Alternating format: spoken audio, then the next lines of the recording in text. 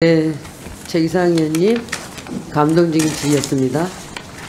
다음은 더불어민주당 이소영 의원님, 배당 분리 과세 때문에 이리 오셨죠? 아니요, 뭐 꼭 그렇진 않고 국가 경제 전반에 대해서 좀 배우고 싶어서. 의원님께서 아까 질의하실 때 제가 이렇게 옆에서 이렇게 살짝 보니까 막 되는 것 같은데 한번 질의해 주시기 바랍니다. 네, 뭐 예상하신 질의는 오늘 하지 않을 거고요. 왜요? 첫 회의니까요. 제가 기대했는데. 그동안 국토위 활동을 하면서 이제 부동산 문제에 대해서 나름 관심을 가지고 고민들도 같이 해왔는데, 오늘 기재위 와서 첫 회의니만큼 평소에 가지고 있었던 질문을 좀 몇 가지 드려보고 싶습니다. 먼저 한은 총재님께 질문 좀 드리고 싶은데요. 이게 뭐 답이 있는 질문은 아니고 답답하실 거 알면서 이제 질문 드리는 건데, 이제 저도 부동산 공급 대책이나 뭐 전세 사기 대책, 미분양 대책, 뭐 각종 갖가지 이제 대책들을 쭉 지켜봐 왔는데, 작년부터 부동산 시장이 심상치 않았던 거는 사실이고, 하는 업무보고 자료에도 자세히 지적이 되어 있더라고요. 그래서 서울 지역 중심으로 지금 주택 가격 과열 양상이 작년부터 이제 감지돼 왔고, 다행히 6.27 대책 발표되면서 급한 불은 껐다는 평가들이 있는데, 그것 또한 2달 정도 지나니까 좀 약발이 조금씩 약해지고 있는 것 같습니다. 그래서 최근에 보니까 8월 11일 조사 KB 자료 기준으로 보면은 이제 주간 상승률 높은 구가 이제 벌써 0.46%까지 올라왔고, 전년 말 대비 상승률도 높은 곳이 14%, 13% 이렇더라고요. 그래서 이제 조금 위태로운 상황인 것 같은데, 총재님 한국은행 수장이시기도 하고 또 금리 결정하는 금통위 위원장이셔서 아마 이제 고민이 많으실 거라고 생각이 되는데, 지금 좀 시급하게 필요한 정책이 뭐라고 생각하십니까? 제가 이소영 의원님 좋은 질문해 주셨는데, 제가 금통위가 다음 주에 있어서 네. 제가 어떤 발언을 하면 시장에 미치는 영향에 있어서 자세히 말씀 못 드리겠습니다. 이해합니다. 예, 네. 저는 지금 말씀하신 수요와 공급 외에 서울로 집중되는 그 유입을 네. 막는 정책도 같이 일어나야 된다고 생각합니다. 네, 구조적으로는 그렇죠. 지난달이죠. 7월 10일 날 이제 금통위 결정문을 보니까, 향후 통화 정책은 이제 성장 하방 리스크 완화를 위해서 금리 인하 기조를 이어나가는데, 여러 정책 상황 변화와 물가 흐름이나 이런 것들을 이제 점검하면서 하겠다, 이렇게 적혀 있더라고요. 그래서 제가 이제 이걸 읽었을 때는 금리 인하는 해야 되는 상황인데, 성장률 때문에 그로 인한 부동산 가격 상승이나 가계부채 증가나 이런 것들이 우려돼서 솔직히 못하고 있는 상황이다, 이제 이런 말씀으로 읽혔고요. 답변을 안 주셔도 되고. 시기를 조정하고 있습니다. 네, 그래서 이제 지금 금리를 내리자니까 주택 가격이 걱정이고, 또 금리를 동결하자니 성장률이 걱정이, 이제 그런 딜레마 상황이시라고 보이고요. 어쨌든 이제 금리 결정하는 데 있어서 주택 가격이 좀 큰 영향을 미칠 수밖에 없는 건데, 여기에 대해서 좀 의견을 말씀해 달라고 하면 말씀이 어려우시겠죠? 아니, 원칙적으로 말씀드릴 수 있습니다. 저희가 한국은행의 주요 목표는 물가 안정입니다. 그래서 물가가 안정된 상황에서는 저희가 금융 안정을 보는데, 지금 우리나라 부동산이 가계부채와 연결돼 있고, 서울 지역에 기본적으로 우리나라 인구의 50%가 이상이 살고 있기 때문에, 다른 나라와 달리 부동산 가격이나 가계부채에 조금 더 웨이트를 두고서 통화정책을 하고 있는 건 사실입니다. 네, 알겠습니다. 기재부 총리께도 질문을 좀 드리겠는데요. 네. 6.27 대책 이제 약발 점점 떨어지고 있다, 아까 이제 수긍하시는 표정을 봤는데, 후속 대책 나와야 되는 거 아니냐, 언제 나오냐, 이런 이제 시장의 의견이 많다는 거 아실 겁니다. 6.27 이후에 후속 대책 준비되고 있습니까? 예, 지금 준비하고 있습니다. 네, 언제쯤 발표되나요? 지금 저희들이 다양하게 이렇게 좀 대책을 마련해야 될 것 같아서요. 지금 뭐 여러 아이디어도 구하고, 또 이렇게 전문가 간담회 정도 하고 이렇게 해서 지금 관계부처가 지금 준비 중에 있다는 말씀. 빨리 발표되는 게 좋을 것 같습니다. 최근에 지표들을 보면요. 그리고 총리님, 아까 이제 그 앞선 질의 답변하고 좀 관련된 내용인데, 저는 이제 우리 사회가 너무 오랫동안 부동산 불패 신화가 이어져 오다 보니까 국민들 자산이 이제 부동산으로 좀 비정상적으로 편중되어 있다고 보는데, 아마 다들 공감하실 거고, 한국은행이 이제 매년 발표하는 국민 대차 대조표 2024년 말 자료를 봐도 우리나라 국민 순자산이 부동산 80% 편중되어 있고요.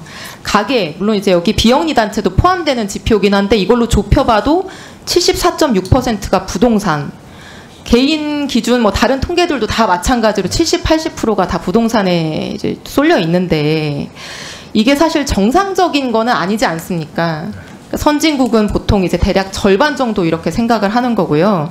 그래서 이렇게 편중되어 있으니까 부동산 가격이 끝간데 없이 이제 점점 올라가고 국민 대부분은 부동산 대출의 노예가 돼서 평생을 살아가고 이런 국민 자산의 부동산 편중 이거를 일부라도 바로잡아 보자고 자본시장을 활성화하고 그 의지의 표명으로서 코스피 5000이라는 표어를 지금 얘기하고 있는 거 아닙니까? 네네.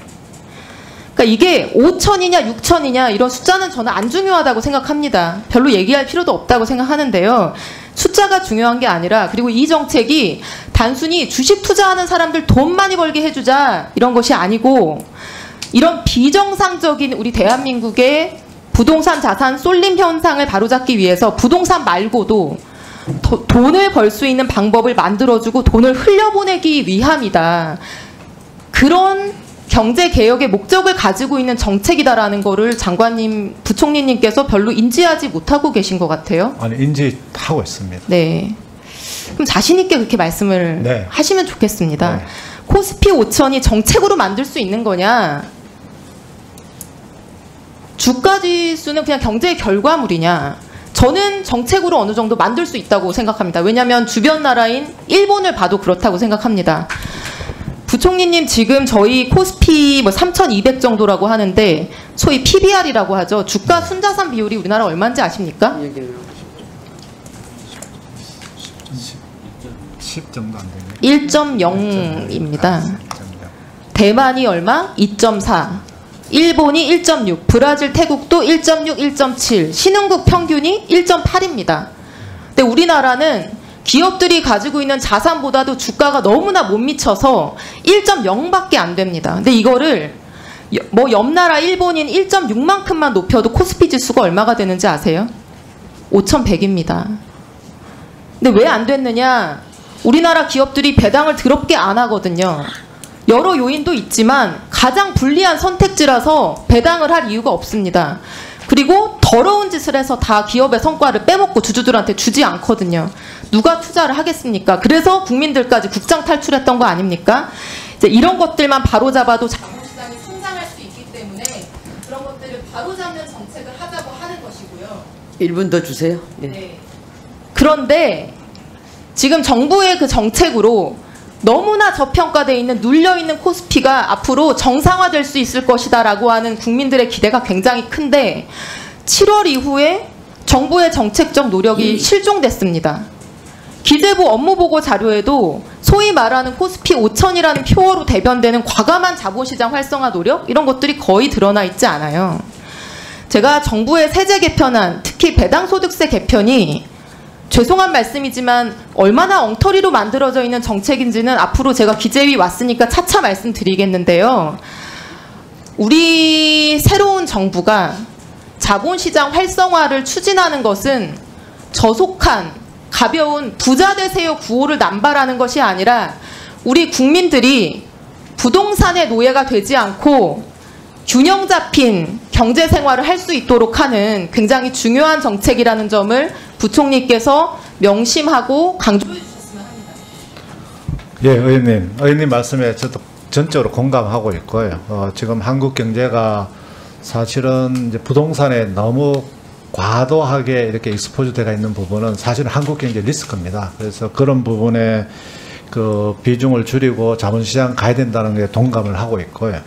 그러면 어떻게 우리가 이 자본시장을 5천이 되든 만이든 갈 것이냐, 뭐 그게 여러 가지 복합적인 요인이 있을 겁니다. 그래서 저는 가장 중요한 게 결국은 자본시장의 플레이어인 이 기업들이 경쟁력을 가져야 된다. 기업들이 경쟁력을 가지 않고는 아무리 무슨 정권 건설을 낮춰주고 뭐를 하더라도 이게 잘못하면은 오히려 주식시장에 뛰어들게 해서 국민들한테 오히려 자본시장에 뛰어들으라 해놔놓고 부동산에 놔뒀으면 괜찮을 걸 더 망치해서는 안 된다는 그런 또 책임감도 가지고 있습니다. 그래서 이 자본시장을 뭐 5천이 되든 우리 일본 분야에서는 가장 기본적으로는 기업들을 기업들이 경쟁력을 가져서 기업들이 수익을 창출해가지고 진짜 누구나 이게 투자하면은 내버려 두면은 진짜 뭐 엄청나게 주식이 올라가고 그 돈을 번다는 차원이 아니고 그럼 자동적으로 이게 넘어갈 수 있다는 여기에다 가장 중점을 두겠다는 말씀을 드리고요.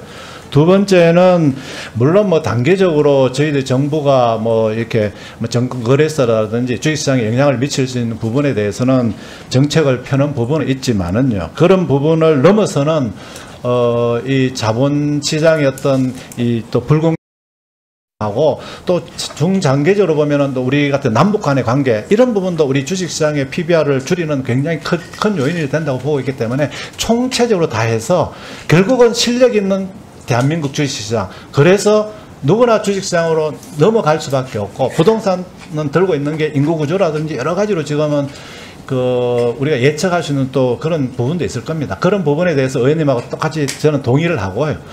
이런 자본 설명을 길게 해주셨는데요. 네. 자본시장에 대해서 더 관심을 가지셔야 네, 될 것 네. 같습니다. 네. 남북 관계가 디스카운트의 요인이었던 거는 옛날 얘기고요. 네. 우리보다 안보가 더 불안정한 상황에 있는 대만도 우리보다 자본시장이 훨씬 더 활성화되어 네. 있습니다. 우리 주식시장의 지금 디스카운트 요인은 정부가 일관된 정책 시그널을 주고 좋은 정책, 활성화 정책을 강력하게 추진하지 않는다는 거예요. 거기에 대해서 방점을 두고 네, 네. 좀 더 관심을 가져주시기 그럼요. 바랍니다. 그렇게 하겠습니다. 네. 정부